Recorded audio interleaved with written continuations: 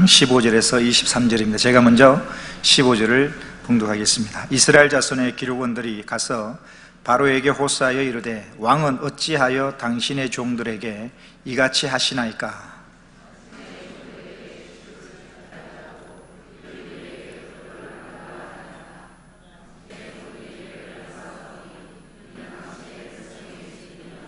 바로가 이르되 너희가 게으르다 그러므로 너희가 이르기를 우리가 가서 여호와께 제사를 드리자 하는도다.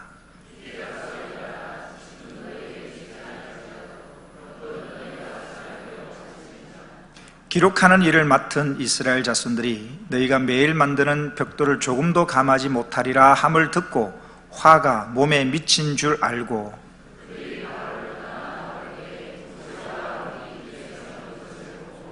그들에게 이르되 너희가 우리를 바로의 눈과 그의 신하의 눈에 미운 것이 되게 하고 그들의 손에 칼을 주어 우리를 죽이게 하는도다. 여호와는 너희를 살피시고 판단하시기를 원하노라.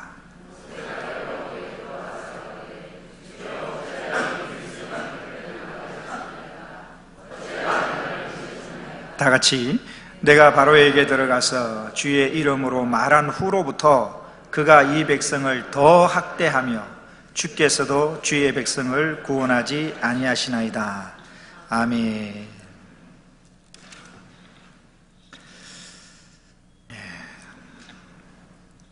2월 이제 지금 3월 달은 새학기가 시작되는 그런 달입니다. 그래서 각 학교마다 새학기 맞이하느라 분주할 것입니다. 2월 말에 뉴스를 통하여서 우리 성도님도 들으셔서 아실 것입니다만 한 대학에 신입생 오리엔테이션 OT를 간다고 한 대학교에서 OT를 간다고 이 관광버스를 빌리고 해서 버스를 가다가 버스가 가드레인을 들이받고 밑으로 추락하는 사고가 발생했습니다. 그래서 운전사가 사망을 하고 거기에 탑승한 모든 대학생 신입생들이 중경상을 입는 기사를 우리가 들었을 것입니다. 이 사건 있을 때, 이 사건이 발생하고 그 대학에 OT를 하는 것에 대해서 이렇게 또 교육부에서 조사를 해보니까 이 학교 신입생 오리엔테이션에 재학생들이 임원회가 준비한 게 뭐냐, 뭐 여러 가지 준비했습니다만 준비한 것들 중에 보니까 소주가 8,000병을 준비를 했고 맥주를 피트병 큰 걸로 960병을 준비했답니다. 신입생하고 재학생하고 오리엔테이션 참석하는 숫자가 1,700명인데 한 사람당 소주를 4병 내지 5병을 마실 수 있는 양을 소주를 8,000병을 준비를 해서 이 술값으로 들인 돈이 1,200만 원, 신입생 오리엔테이션에 술값으로 들어간 돈만 1,200만 원, 소주를 구입하고 소주를 8,000병, 맥주 큰 맥주로 근 1,000병. 오리엔테이션 하는 동안에 한 사람당 소주를 4병 내 5병을 마실 걸로 예상을 하고 그렇게 준비를 했답니다.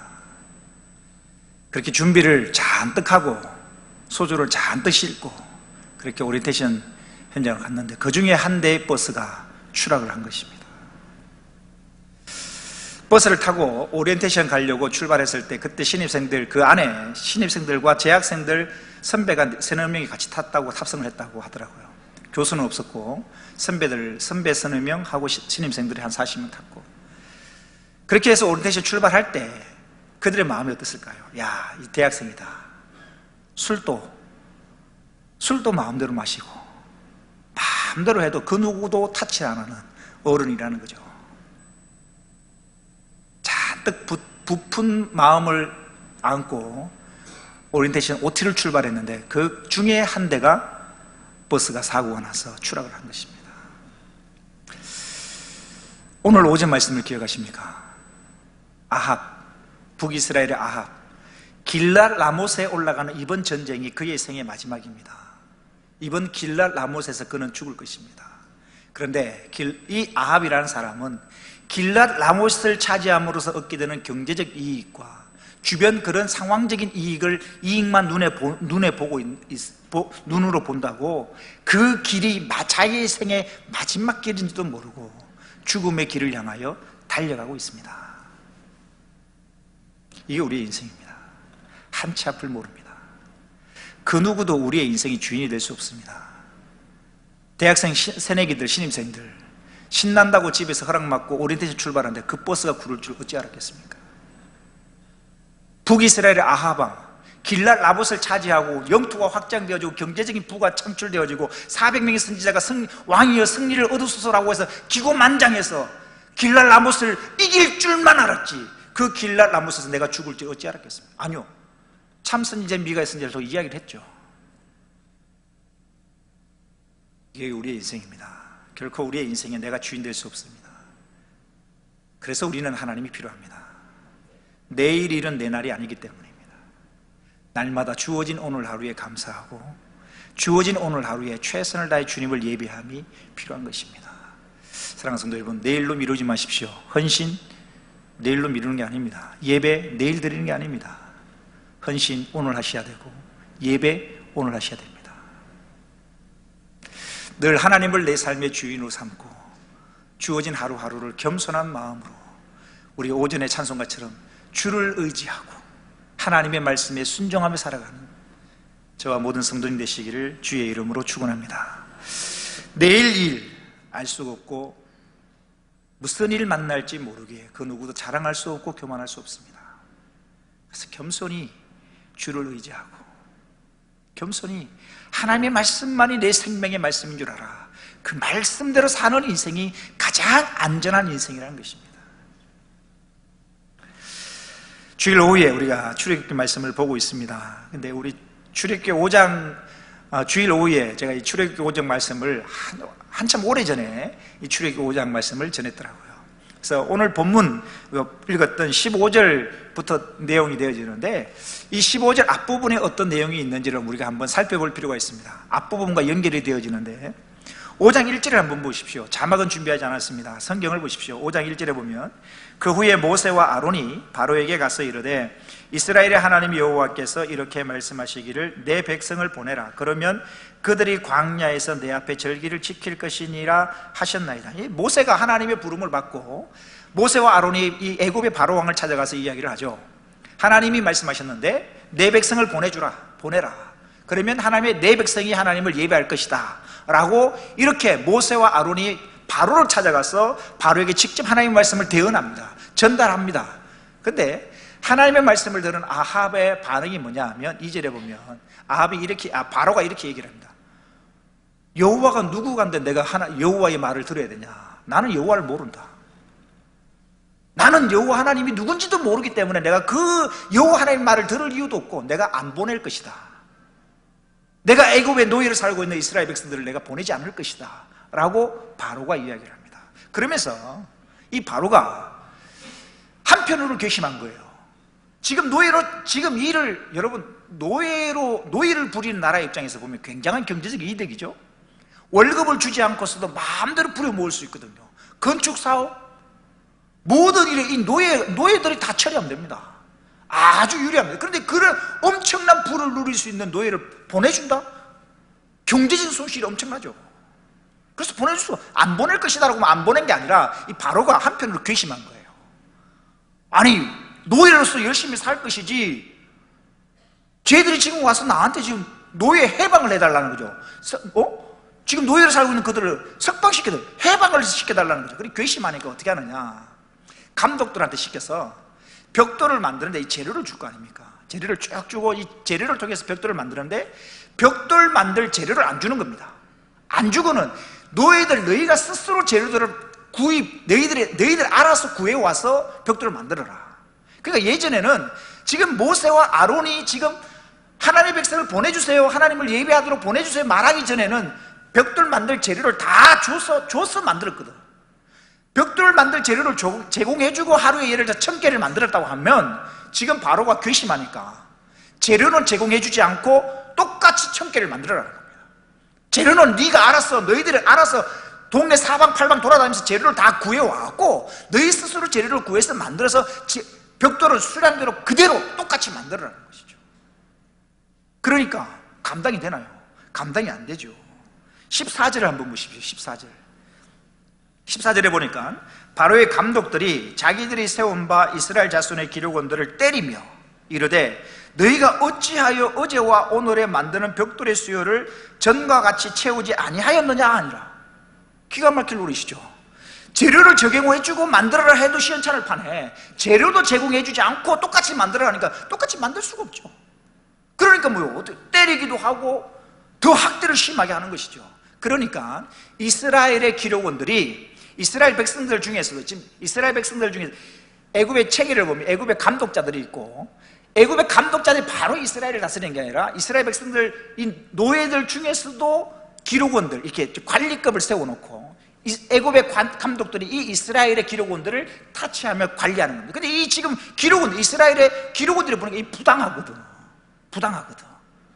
예전에는 재료를 다 제공하면서 지금 재료도 안 주면서 만들어라고 그러니까 부당하게. 그래서 이 이스라엘의 기록원들이 바로 왕에게 가서 탄원을 합니다. 탄원을. 15절 보십시오. 15절의 내용이 그겁니다. 이스라엘 자손의 기록원들이 가서 바로에게 호소하여 이르되 왕은 어찌하여 당신의 종들에게 이같이 하시나이까. 이거 바로에게 가서 호소했다라는데 이 호소하다는 말은 부르짖다라는 뜻이거든요. 그죠? 이 말은 단순히 상소문을 올린 정도가 아니라 직접 바로에게 나아가서 울부짖듯이 탄원을 하고 있는 겁니다. 아마도 이스라엘의 기록원들은 바로 왕이 이 사실을 모르고 있는 줄 알았다는 것이죠. 바로 왕은 모르고 바로의 감독들이 자신의 자의대로 일을 시켜서 지금 바로 왕이 이런 일들을 모르고 있는 줄 알고 지금 탄원을 하는 겁니다. 당신의 감독들이, 당신의 백성들이 우리를 지금 이렇게 재료도 주지 않고 이렇게 학대하고 있다라고 탄원을 하는 것이죠. 16절 보십시오. 그 내용이 나옵니다. 당신의 종들에게 짚을 주지 아니하고 그들이 우리에게 벽돌을 만들라 하나이다. 당신의 종들이 지금 매를 맞사오니 이는 당신의 백성의 죄입니다. 우리가 지금 부당하다는 것이죠. 재료도 제대로 제공하지 않고 일을 하라고 일을 제대로 못한다고 때리는데 우리가 맡고 있는 것은 당신의 백성의 죄입니다 라고 이스라엘 백성들의 기록원들이 바로 왕에게 가서 탄원을 한 것입니다. 이 말을 들은 바로가 이렇게 대답을 합니다. 17절을 보십시오. 바로가 이르되 너희가 게으르다. 그러므로 너희가 이르기를 우리가 가서 여호와께 제사를 드리자 하는도다. 지금 이 바로의 말에는 굉장히 서운함과 이 굉장히 바로의 마음이 불편한 것을 알 수가 있습니다. 무슨 말입니까? 이스라엘 노예로 지금 잘 살고 있는 너희들이 지금 괜히 우리를 노예를 살고 있는 우리를 해방시켜달라는 거죠. 가서 우리가 섬기는 하나님을 예배하겠다는 것이죠. 기가 막힐 노릇이죠. 노예인 주제에 애굽의 왕이 나를 잘 섬기면 그만이지 자기 노예로 살고 있는 자기들이 신을 예배하겠다고 우리를 보내달라고 하니까 속상했던 겁니다. 그래서 야단을 치죠. 그래서 18절 보십시오. 이제 가서 일하라. 짚은 너희에게 주지 않을지라도 벽돌은 너희가 수량대로 바칠지니라. 재료를 제공하지 않을 것이고 하지만 벽돌이 너희가 만들어야 될 일량은 예전과 똑같다. 즉 지금 이루어지고 있는 일들을 바로 왕도 알고 있다는 이야기입니다. 그래서 19절을 보십시오. 기록하는 일을 맡은 이스라엘 자손들이 너희가 매일 만드는 벽돌을 조금도 감하지 못하리라 함을 듣고 화가 몸에 미친 줄 알고 이제 큰일 났다. 왕이 알고 있는 일이구나. 이제 더 괴로운 일이 생길 것이다. 화가 자기 몸에 미친 줄 알고 20절 보십시오. 그들이 바로를 떠나 나올 때에 모세와 아론이 곁에 서 있는 것을 보고, 모세와 아론이 곁에 서 있는 것을 보고라고 되어 있지만 이 원문상으로 보면 그들을 만나 이 바로에게 탄원을 하러 간 이스라엘의 기록원들을 백성들의 반응이 어떠냐면 출애굽기 4장 29절 이하에 있습니다. 자막이 준비되어 있습니다. 보십시오. 모세와 아론이 가서 이스라엘 자손의 모든 장로를 모으고 30절 아론이 여호와께서 모세에게 이르신 모든 말씀을 전하고 그 백성 앞에서 이적을 행했다. 이게 무슨 말이냐면 하나님께서 모세를 통하여 하신 말씀, 내가 내 백성 이스라엘 백성의 괴로움에 부르짖는 것을 내가 듣고 그들을 구원할 것이다. 그들을 구원할 것이다. 노예로부터 해방시킬 것이다 라고 말씀하셨던 그 말씀을 그대로 전하고, 그리고 모세가 이스라엘 백성들 앞에서 이적을 행했대요. 지팡이가 뱀이 되는 이적, 멀쩡한 손이 품에 들어갔다 나오니까 나병이 걸리고 나병이 걸린 손이 다시 품에 들어갔다 나오니까 멀쩡해지는 이런 이적들을 보고 이스라엘 백성들의 반응이 어땠는가? 31절을 보십시오. 백성이 뭐하며? 백성이 믿으며, 백성이 믿었대요. 하나님께서 모세와 아론을 통하여 하신 말씀을 믿었다는 겁니다. 모세가 행하는 이적들을 보고 하나님이 우리를 드디어 노예로부터 해방시켜 주시는구나 믿었다는 것이죠. 백성이 믿으며, 그 다음 보십시오. 여호와께서 이스라엘 자손을 찾으시고 그들의 고난을 살피셨다 함을 듣고 머리 숙여 경배하였더라. 정리를 하면 이렇습니다. 하나님께서 모세와 아론을 통하여 노예로 고통받게 하는 그들을 향하여 하나님, 내가 그들을 구원하겠다라고 하나님 말씀하셨을 때에 그 말씀과 모세가 행하는 이적을 보고 하나님 말씀을 믿고, 하나님 감사합니다, 우리를 구원해 주시니 감사합니다, 감사하며 예배드렸다는 것이죠. 그런데 며칠 지나지 않아 일이 어렵게 되니까 모세와 아론을 향하여 불평하고 원망하고 있더라는 겁니다. 어제는 믿었고, 어제는 감사했고, 어제는 예배했는데 오늘은 불평하고, 오늘은 원망하고, 오늘은 불신하고 있는 모습입니다.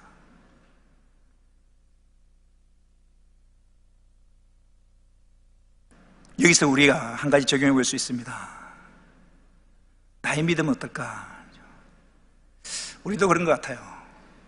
어제 은혜 받았다고 막 기뻐 날뛰고, 어제 은혜 받았다고 헌신하고, 어제 은혜 받았다고 막 찬송하고, 하지만 오늘 조그마한 어려움 만나면 그 어려움 앞에 또다시 찬송하는 입술이 불평하게 되고, 감사했던 입술이 원망하게 되고, 헌신했던 걸 헌신 그만두고 버리고. 지금 이스라엘 백성의 모습입니다. 모세를 처음 만났을 때 하나님이 우리를 구원하시는구나 감사합니다 믿고 감사하고 예배드렸는데, 이제 일이 악화되는 걸 보고 그 하나님, 어제 믿었고, 어제 감사했고, 어제 찬송했고, 어제 예배했던 걸 잊어버립니다. 그리고 오늘 문제 앞에서 원망하고 불평합니다.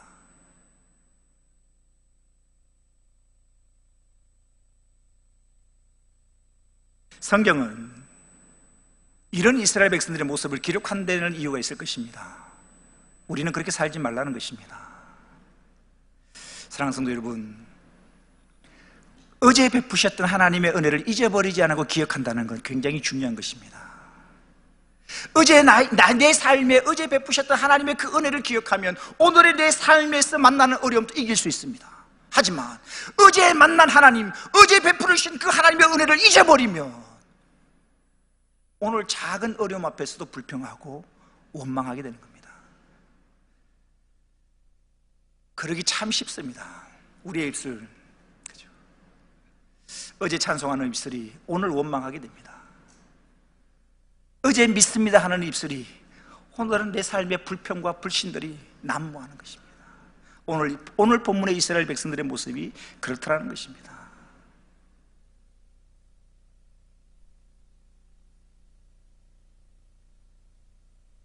아브라함,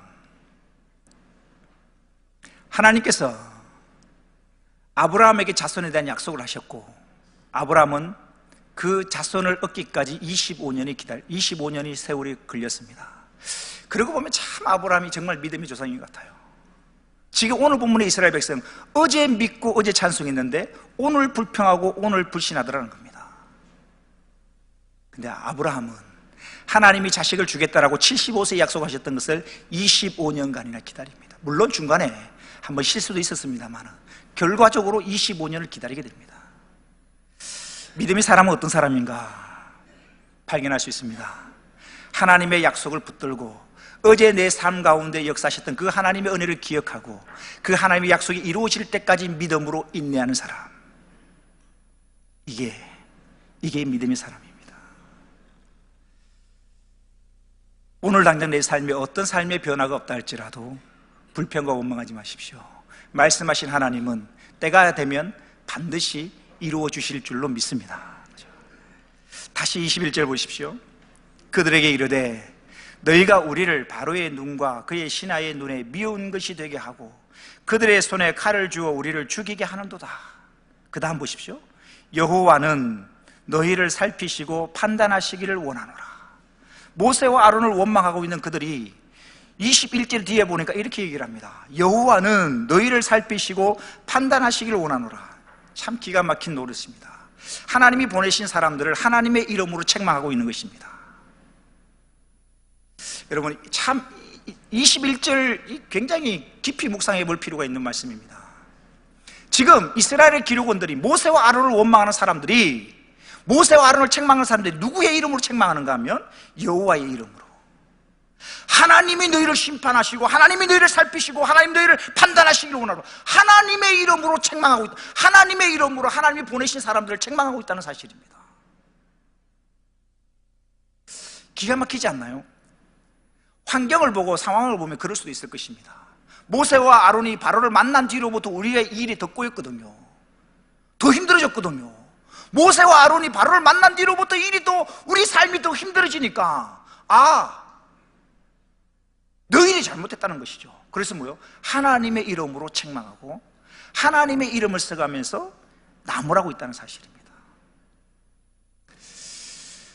사무엘상에 보면 이 다윗이 사울을 피해 도망다니는데 한 번은 다윗이 이 사람들을 데리고 사울이 다윗을 죽이려고 사람들 데리고 다윗을 쫓아오는데 한 번에 엔게디 광야에 있는 동굴 안에 다윗과 다윗을 따라다니는 사람들이 먼저 숨어 있는데 사울이 이 동굴 안에 다윗과 다윗의 사람들이 숨어 있는 줄 모르고 사울 혼자 이 동굴 안에 뒤를 보러 들어간 거예요.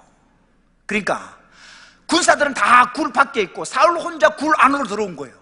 근데 그 굴 안에 누가 있느냐? 다윗과 다윗을 따라다니는 사람들이 그 굴 안에 이미 들어가 있었던 거죠. 그러니까 다윗을 따라다니는 사람이 이야기합니다. 하나님이 사울을 죽일 기회를 우리에게 주셨습니다. 한번 보십시오. 상황은 그럴듯해 보여요. 자기를 죽이려고 쫓아오는 그 사울이, 군사들은 밖에 있고 굴 밖에 있고 사울 혼자 굴 안으로 들어온 거예요. 그러니까 하나님이 이번 기회에 사울을 죽이려고 하나님이 이 기회를 우리에게 주셨습니다. 하나님이 기회를 주셨다라고 이야기를 합니다. 다윗의 신하들이 그렇게 보였을 수도 있을 것입니다. 하지만 다윗은 그렇게 판단하지 않습니다. 아니다. 하나님이 사울을 죽이라고 주신 기회가 아니다. 하나님이 기름 부음 받은 자를 내가 손댈 수가 없다. 안 죽입니다. 똑같은 일이 또 한 번 벌어집니다. 그죠? 하길라 산에서 광야에 있을 때 사울을 따라다닌 사울과 사울의 모든 신하들이 다 하나님이 깊이 잠들게 하셨어요. 그래서 다윗과 아비새라는 사람이 이 사울 진영에 갔는데 이 사울과 모든 사람이 다 잠들어 있는 거야. 그러니까 아비새가 얘기를 합니다. 왕이시여, 다윗이 하나님이 주신 기회입니다. 내가 두 번 찌를 것 없이 한 번만에 내가 사울을 죽일 수 있어요. 나에게 말씀만 하십시오. 하나님이 주신 기회라는 거죠. 근데 똑같이 다윗이 얘기합니다. 아니다. 이건 사울을 죽이라고 주신 하나님의 기회가 아니다 하는 거죠. 그렇습니다. 오늘 본문에 모세와 아론을 원망하는 사람들도 하나님의 이름을 말하면서 여호와는 너희를 살피시고 판단하기를 원하노라, 하나님의 이름으로 책망하고 있다는 겁니다. 여러분 참 조심하셔야 됩니다. 환경이 그럴듯해 보여도 하나님의 뜻이 아닐 수 있습니다. 지금 이 이스라엘의 기록원들은 함부로 하나님의 이름을 말하지만 하나님의 뜻을 잘못 분별하고 있다는 사실입니다. 이스라엘 백성들의 기록원들이 이렇게 모세와 아론을 향하여 원망하니까 모세가 하나님께 기도합니다. 돌아와서 기도하는데 어떻게 기도하는가 보십시오. 22절과 23절에 모세의 기도가 나오는데, 모세가 여호와께 돌아와서 아뢰되 주여 어찌하여 이 백성이 학대를 당하게 하셨나이까? 어찌하여 나를 보내셨나이까? 내가 바로에게 들어가서 주의 이름으로 말한 후로부터 그가 이 백성을 더 학대하며 주께서도 주의 백성을 구원하지 아니하시나이다. 모세의 힘으로는 어떻게 할 수 없는 절망스러운 상황, 한계에서 모세의 절규이자 모세의 간절한 기도입니다. 한번 보십시오. 그렇지 않겠습니까? 광야에서 양을 치고 있는 모세, 광야에서 처갓집에 얹혀 살지만 양치고 잘 그럴듯하게 그냥 먹고 살고 있어요. 괜히 잘 살고 있는 자기에게 하나님이 나타나셔서 내가 내 백성 이스라엘 백성인데 내가 너를 통하여 구원할 텐데 너는 애굽으로 돌아가라. 아니 광야에 잘 있는 사람 보고 하나님이 애굽으로 보내셨으면 뭔가 도와주시고 뭔가 모세가 간 뒤로부터 일이 척척척척 풀려야 되는데 모세가 바로를 만난 뒤로부터 일이 자꾸만 꼬여가는 것입니다. 그런데 모세의 이 간구에 대해서 하나님은 이미 답을 주셨습니다. 바로가 이스라엘 백성들을 보내지 않을 것을 하나님이 이미 알려주셨습니다. 볼까요? 출애굽기 3장 19절 20절을 보십시오. 자막이 준비되어 있습니다. 내가 아노니, 하나님께서 모세를 보내시기 전에 모세에게 행하여 미리 말씀하셨습니다. 답을 알려주십니다. 어떤 상황이 벌어질지 미리 알려주신 겁니다. 보십시오. 내가 아노니, 내가 아노니 강한 손으로 치기 전에는 애굽 왕이 너희가 가도록 허락하지 아니하다가 내가 내 손을 들어 애굽 중에 여러 가지 이적으로 그 나라를 친 후에야 그가 너희를 보내리라. 하나님이 바로가 당장 안 보내줄 줄 알고 미리 말씀해 주셨던 겁니다. 하나님의 능력으로 애굽을 친 후에야 겨우 바로가 보내줄 거다라고 하나님 미리 알려주셨어요. 한 번만 말씀해 주신 게 아니라 또다시 말씀해 주십니다. 4장 21절 보십시오. 여호와께서 모세에게 이르시되 또 말씀하십니다. 네가 애굽으로 돌아가거든 내가 네 손에 준 이적을 바로 앞에서 다 행하라. 그러나 내가 그의 마음을 완악하게 한즉 그가 백성을 보내주지 아니하리니. 이미 하나님은 바로가 순순히 보내주지 않을 것을 아시고 말씀해 주셨던 것입니다. 알려주셨던 것입니다. 그런데 모세가 이것을 기억하지 못하고 있을 뿐입니다. 이미 바로가 보내주지 않을 것이고 하나님의 큰 이적을 베푼 뒤에야 바로가 겨우 보내줄 것을 수차례 말씀하셨건만 모세가 지금 이 상황을 잊어버리고 하나님의 말씀을 기억하지 못하고 있었다는 사실입니다. 세상에는 악이 분명 존재합니다. 그리고 심지어는 의인이 고난을 당하고요, 악인이 더 잘 되는 것처럼 보이기도 합니다. 즉 이 세상에서는 악인이 이기는 것처럼 보이기도 합니다. 그렇죠? 다니엘 예를 들 수가 있습니다. 하나님을 신실히 섬기는 다니엘을 시기하고 질투하는 사람들이 다니엘을 눈에 가시 같은 사람이거든요. 포로로 끌려온 주제에 자기들보다 더 높이 올라갔으니 눈에 가시죠. 제거하고 싶습니다. 죽이고 싶습니다. 그래서 먼지 털어보니까 뭔가 먼지가 나오는데 하나도 나오는 게 없어요. 그래서 다니엘을 죽이려고 법을 만듭니다. 30일 동안 왕 외에 누구든지 기도하면, 다른 신에게 기도하면 사자고리 집어넣읍시다. 왕이 도장을 꽝 찍어버립니다. 다니엘을 죽이기 위하여 만든 법입니다. 그래서 이 악한 사람들이 다니엘을 제거하려고 만든 그 법에 다니엘이 알면서도 하나님께 기도함으로 그 법대로 처형을 당합니다. 사자굴에 다니엘이 들어갑니다. 그래서 악인이 이긴 것처럼 보였습니다. 다니엘이 사자굴에 들어갔고요, 이제 꼴보기 싫은 다니엘을 처리했기 때문에 이 악인들은 의기양양했고, 야, 우리가 이겼다, 환호성을 쳤을지 모릅니다. 그런데 모든 상황을 보시고 아시는 하나님이 일을 제대로 잡아가십니다. 결국은 사자가 다니엘을 머리털 하나 상하지 못하게 하고, 다음날 사자굴에서 다니엘이 나왔을 뿐만 아니라 다니엘을 모함했던 사람들, 사랑하는 성도 여러분, 환난을 당하고 어려움을 당해서 당황하셨습니까? 주님 이미 말씀하셨습니다. 우리가 이 세상에서 환난을 당할 것을 이미 아시고 말씀하셨습니다. 하지만 주님이 말씀하십니다. 당황하지 말아라, 담대하지 말아라, 내가 세상을 이겼다. 하나님이 모세를 애굽에 보내시기 이전에 이미 말씀해 주셨던 것처럼 우리가 이 세상 살아가면서 크고 작은 어려움과 환난을 만날 터인데, 지금 어려운 가운데 계신 성도님도 있을 것이겠지만 당황하지 마십시오. 염려하지 마십시오. 주님이 이미 말씀하셨습니다. 세상에서는 너희가 환난을 당할 것이다. 하지만 담대해라, 내가 세상을 이겼노라. 주님의 말씀을 붙들고 어떤 환난을 만난다 할지라도 당황하지 마시고, 환난을 만날 것이지만 주님이 함께 하심으로 승리할 것이라 약속하셨던 주님의 그 약속의 말씀을 붙들고 승리할 수 있는 저와 모든 성도님 되시기를 주의 이름으로 축원합니다. 기도하시겠습니다.